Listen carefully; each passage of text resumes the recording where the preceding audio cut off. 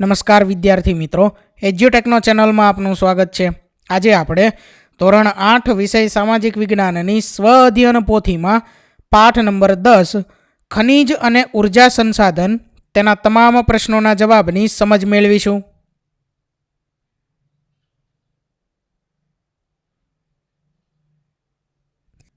તો પ્રકરણ 10 માં સૌથી પહેલા છે પ્રશ્ન નંબર 1, જેની સૂચના છે નીચેના વિકલ્પોમાંથી સાચો વિકલ્પ શોધી લખો।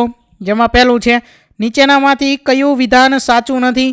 તો અહીં A, B, C અને D 4 વિધાન આપેલા છે, જેમાંથી જે વિધાન સાચું નથી એટલે કે ખોટું વિધાન છે તે આપણે જવાબ તરીકે પસંદ કરવાનું છે।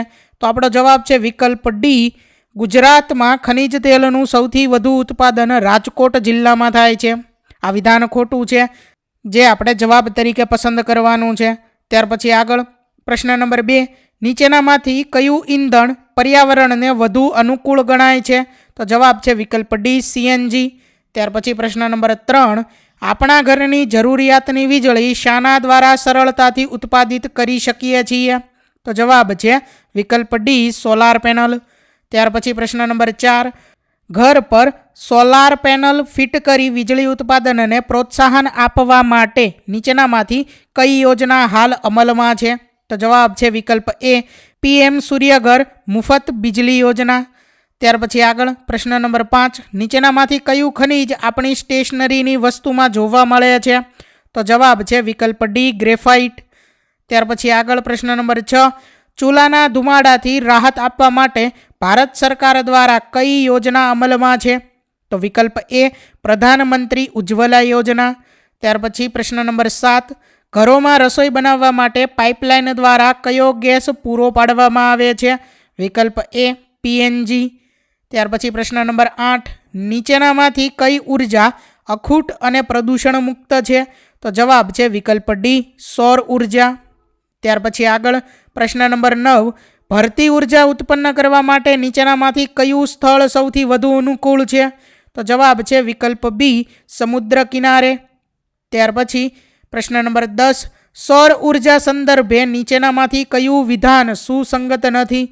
તો જવાબ છે વિકલ્પ ડી, સૌર ઉર્જા પ્રદૂષણયુક્ત ઉર્જા સ્ત્રોત છે। ત્યાર પછી આગળ પ્રશ્ન નંબર 2, જેની સૂચના છે નીચેની ખાલી જગ્યા પૂરો। જેમાં પહેલી ખાલી જગ્યા છે ખનિજોના અશુદ્ધ સ્વરૂપને અયસ્ક કહે છે। ત્યાર પછી બીજી ખાલી જગ્યા છે રાષ્ટ્રીય અર્થતંત્રની ધોરી નસ ખનિજો છે। ત્રીજું, ગુજરાતમાં સૌ પ્રથમ ખનિજ તેલ લુણેજ ખાતેથી પ્રાપ્ત થયું હતું। ચોથું, બાયોગેસના ઉત્પાદનમાં ગુજરાતનો ક્રમ દેશમાં પ્રથમ છે। ત્યાર પછી પ્રશ્ન નંબર 3, જેની સૂચના છે જોડકા જોડો। વિભાગ અ, જેમાં પહેલું છે તાપ વિદ્યુત, તો એની સામે આવશે સી। વિભાગ બ માંથી આવશે સી, કોલસો। ત્યાર પછી બીજું છે જળ વિદ્યુત, તો એની સામે આવશે ડી, મોટા બંધો। ત્રીજું અણુ વિદ્યુત, તો એની સામે આવશે બી, રિએક્ટર। ચોથું ભૂતાપીય ઉષ્મા ઉર્જા, તો એની સામે આવશે ઈ, ગરમ પાણીના જરા। પાંચમું ભરતી ઓટ ઉર્જા, તો એની સામે આવશે એ, સમુદ્ર કિનારો। એટલે પહેલાની સામું આવશે સી।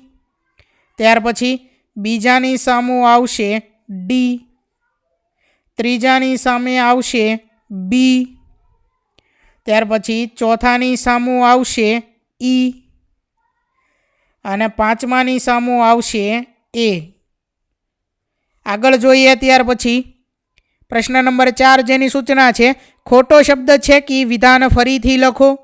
તો અહીં ધાતુમય શબ્દ જે છે તે આપણે ચેકવાનો છે અને વિધાન ફરીથી લખીએ તો વિધાન બનશે કોલસો એ અધાતુમય ખનિજ છે।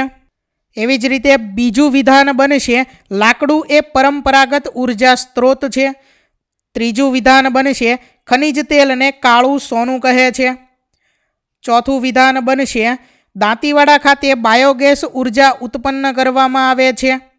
પાંચમું વિધાન બનશે વાહનોમાં ઈંધણ તરીકે પેટ્રોલ ડીઝલને બદલે CNGનો ઉપયોગ વધારવો જોઈએ। ત્યાર પછી આગળ પ્રશ્ન નંબર 5, જેની સૂચના છે વર્ગીકરણ કરો। તો અહીં ઉર્જાના પરંપરાગત સ્ત્રોત, અને ઉર્જાના બિન પરંપરાગત સ્ત્રોતમાં વર્ગીકરણ કરવાનું છે. તો સૌથી પહેલાં વાત કરીએ ઉર્જાના પરંપરાગત સ્ત્રોતની, તો એમાં આવશે કોલસો, ખનિજ તેલ, કુદરતી વાયુ. ત્યાર પછી ઉર્જાના બિન પરંપરાગત સ્ત્રોતની અંદર આવશે સૌર ઉર્જા, પવન ઉર્જા, ભૂતાપીય ઉષ્મા ઉર્જા, ભરતી ઓટ ઉર્જા. ત્યાર પછી હવે આગળ જોઈએ પ્રશ્ન નંબર 6, જેની સૂચના છે નીચે આપેલ પ્રશ્નોના જવાબ 1-2 વાક્યમાં આપો. જેમાં પહેલું છે આપની બેસવાની પાટલીમાં લાકડા સિવાય અન્ય કયા ખનિજનો ઉપયોગ થયેલ છે તે જણાવો. તો જવાબમાં આપણે લખી શકીએ કે અમારી બેસવાની પાટલીમાં લાકડા સિવાય લોખંડ અને એલ્યુમિનિયમ જેવા ખનિજ તત્વોનો ઉપયોગ થયેલો છે. પ્રશ્ન નંબર 2, મોટરસાયકલ ચલાવવા માટે કયા ઉર્જા સ્ત્રોતની જરૂર પડે છે? તો જવાબ છે કે મોટરસાયકલ ચલાવવા માટે પેટ્રોલ, સીએનજી અથવા વીજળી જેવા ઉર્જા સ્ત્રોતની જરૂર પડે છે. ત્યાર પછી આગળ પ્રશ્ન નંબર 3, તમારા જિલ્લામાં કયા કયા ખનિજ મળી આવે છે? તો વિદ્યાર્થી મિત્રો, આ પ્રશ્નનો જવાબ તમે તમારી જાતે પણ લખી શકો છો. બરાબર, તમારા જિલ્લાની અંદર જે ખનિજ મળી આવતા હોય તે લખવાના છે. અહીં જવાબ લખેલો છે કે અમારા જિલ્લામાં કોલસો, ડોલોમાઇટ અને ચિનાઈ માટી જેવા ખનિજો મળે છે.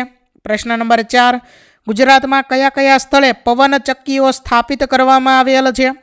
તો ગુજરાતમાં પવન ચક્કીઓ મુખ્યત્વે કચ્છ, માંડવી, ઓખા, સુરેન્દ્રનગર, પોરબંદર, રાજકોટ અને દ્વારકા જેવા પવન પ્રવાહવાળા વિસ્તારમાં સ્થાપિત કરવામાં આવેલ છે.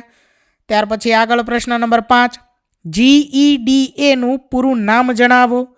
તો ગુજરાત એનર્જી ડેવલપમેન્ટ એજન્સી એ GEDAનું આખું નામ થશે. બરાબર, આગળ ત્યાર પછી પ્રશ્ન નંબર 6, ગુજરાતમાં કયા કયા સ્થળોએ ગરમ પાણીના ઝરા આવેલ છે?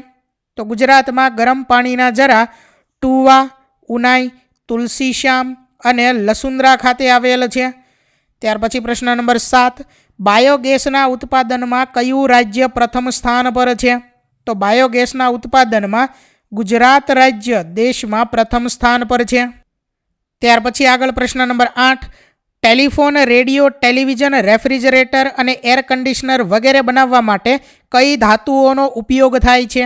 તો ટેલિફોન, રેડિયો, ટીવી વગેરેમાં તાંબુ, એલ્યુમિનિયમ, લોખંડ, સિલિકોન અને સીસુ જેવા ધાતુઓનો ઉપયોગ થાય છે. ત્યાર પછી પ્રશ્ન નંબર 9, ઉર્જા સંસાધન એટલે શું? તો જવાબ છે કે જે સાધનો થકી આપણે યંત્રો ચલાવવા અને વસ્તુઓના ઉત્પાદન માટે ઉર્જા પ્રાપ્ત થાય છે તેને ઉર્જા સંસાધન કહે છે. ત્યાર પછી પ્રશ્ન નંબર 10, પવન ઉર્જા ઉત્પન્ન કરતા અગ્રણી દેશો કયા કયા છે? તો પવન ઉર્જા ઉત્પન્ન કરતા અગ્રણી દેશો છે અમેરિકા, જર્મની, ડેનમાર્ક, ભારત અને સ્પેન. ત્યાર પછી આગળ પ્રશ્ન નંબર 7, જેની સૂચના છે નીચે દર્શાવેલ પ્રશ્નોના મુદ્દાસર જવાબ આપો. જેમાં પહેલો પ્રશ્ન છે સૌર ઉર્જા આપણને કેવી રીતે ફાયદારૂપ છે તે જણાવો. તો જવાબમાં આપણે લખી શકીએ કે તે પ્રદૂષણ મુક્ત છે, તે અખૂટ છે, તેનો ઉપયોગ વીજળી ઉત્પન્ન કરવા, પાણી ગરમ કરવા અને રસોઈ બનાવવા માટે કરી શકાય છે. સૌર ઉર્જાથી ચાલતા ઉપકરણો લાંબા ગાળે આર્થિક રીતે ફાયદાકારક હોય છે. ત્યાર પછી બીજો પ્રશ્ન, પવનચક્કીઓ કયા સ્થળોએ સ્થાપી શકાય છે, શા માટે? તો જવાબમાં આપણે લખી શકીએ કે પવનચક્કીઓ એવા સ્થળોએ સ્થાપી શકાય જ્યાં વર્ષભર તેજ અને સતત પવન ફૂંકાય. ખાસ કરીને ઊંચા ટેકરા, દરિયાકાંઠા, ખુલ્લા મેદાન અને નિર્જન વિસ્તારો પવનચક્કીઓ માટે અનુકૂળ હોય છે, કારણ કે પવનચક્કીઓ પવનની શક્તિથી વીજળી ઉત્પન્ન કરે છે. પવન હશે તો જ પાંખો ફરશે અને વીજળી ઉત્પાદન શક્ય બનશે. તેથી જ્યાં પવન વધુ ઝડપથી અને સતત ફૂંકાય છે એવા સ્થળો પવનચક્કી માટે શ્રેષ્ઠ હોય છે. ત્યાર પછી આગળ પ્રશ્ન નંબર 8, જેની સૂચના છે નીચે આપેલા વિધાનના કારણો આપો. જેમાં પહેલું, સીએનજી પર્યાવરણ બચાવવા માટે ઉપયોગી છે, કારણ કે સીએનજીના દહનથી હાનિકારક વાયુઓ ઉત્પન્ન થતા નથી, એટલે કે તે પર્યાવરણીય પ્રદૂષણ કરતું નથી, તેથી તે પર્યાવરણને અનુકૂળ ઈંધણ બન્યું છે. ત્યાર પછી પ્રશ્ન નંબર 2, ઇલેક્ટ્રિક વાહનોનો ઉપયોગ વધી રહ્યો છે. તો ઇલેક્ટ્રિક વાહનોનો ઉપયોગ વધી રહ્યો છે કારણ કે તે ઈંધણ ખર્ચમાં બચત કરે છે, હવા પ્રદૂષણ ઓછું કરે છે અને પર્યાવરણ માટે વધુ અનુકૂળ છે. ઉપરાંત તેમાં જાળવણી ખર્ચ પણ ઓછો હોય છે. ત્યાર પછી આગળ પ્રશ્ન નંબર 9, જેની સૂચના છે કે સૂચના મુજબ નીચે આપેલી પ્રવૃત્તિ કરો. જેમાં પહેલી પ્રવૃત્તિ છે કે રોજબરોજના દૈનિક કાર્યોમાં તમે કયા કયા ખનિજોનો ઉપયોગ કરો છો તેની યાદી તૈયાર કરો. તો વિદ્યાર્થી મિત્રો, આ પ્રશ્નનો જવાબ તમે તમારી જાતે પણ લખી શકો છો. તમારા દૈનિક કાર્યોમાં તમે જે ખનિજોનો ઉપયોગ કરતા હો તે ખનિજોની યાદી તમારે તૈયાર કરવાની છે. બરાબર, અહીં જવાબ લખેલો છે જે તમારે જોઈ અને લખવાનો છે. આગળ ત્યાર પછી બીજું, ખનિજોના સંરક્ષણ માટે તમે માનવ જગતને કેવી રીતે મદદરૂપ થશો તે જણાવો. તો આ પ્રશ્નનો જવાબ પણ અહીં લખેલો છે જે તમારે જોઈ અને લખવાનો છે. ત્યાર પછી હવે છે પ્રશ્ન નંબર 10, જેની સૂચના છે નીચે આપેલી પ્રવૃત્તિ આપના શિક્ષકની મદદથી જૂથમાં પૂર્ણ કરો.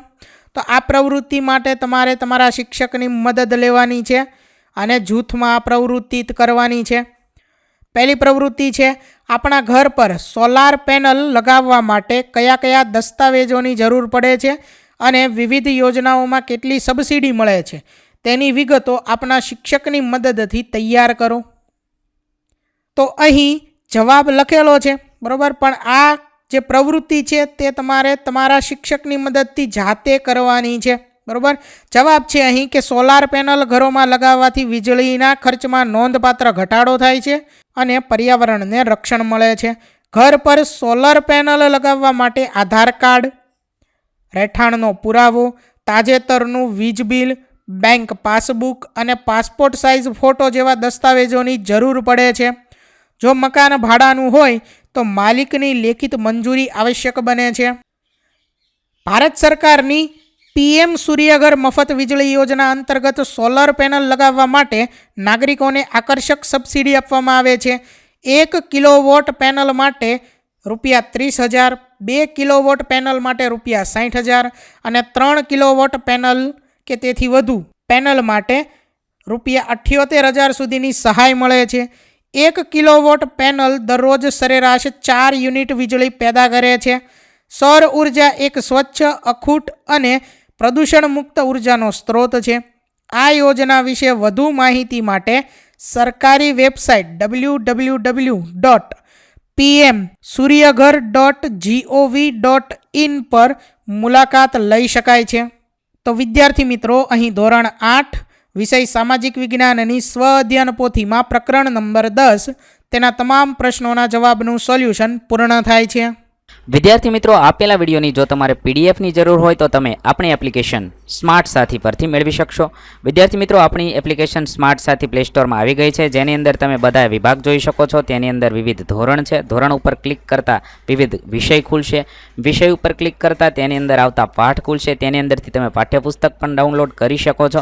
તેની અંદર આપેલા પાઠમાં ક્લિક કરતાં તમે પાઠની PDF, સ્વાધ્યાયની PDF, સ્વ અધ્યયન પોથીની PDF, પાઠના વિવિધ વિડીયોઝ, સ્વાધ્યાયના વિડીયોઝ, સ્વાધ્યાયન પોથીના વિડીયોઝ બધું જોઈ શકો છો અને ડાઉનલોડ પણ માત્ર એક ક્લિકમાં કરી શકો છો. વિદ્યાર્થી મિત્રો, આપણી એપને સપોર્ટ કરજો, ડાઉનલોડ કરજો. થેન્ક યુ દોસ્તો. એજ્યુકટેકનો ચેનલ તરફથી વિડીયો નિહાળવા બદલ આપનો આભાર. આવા બીજા વિડીયોઝ નિહાળવા માટે અમારી YouTube ચેનલ એજ્યુકટેકનો અત્યારે જ સબસ્ક્રાઇબ કરો. આભાર દોસ્તો.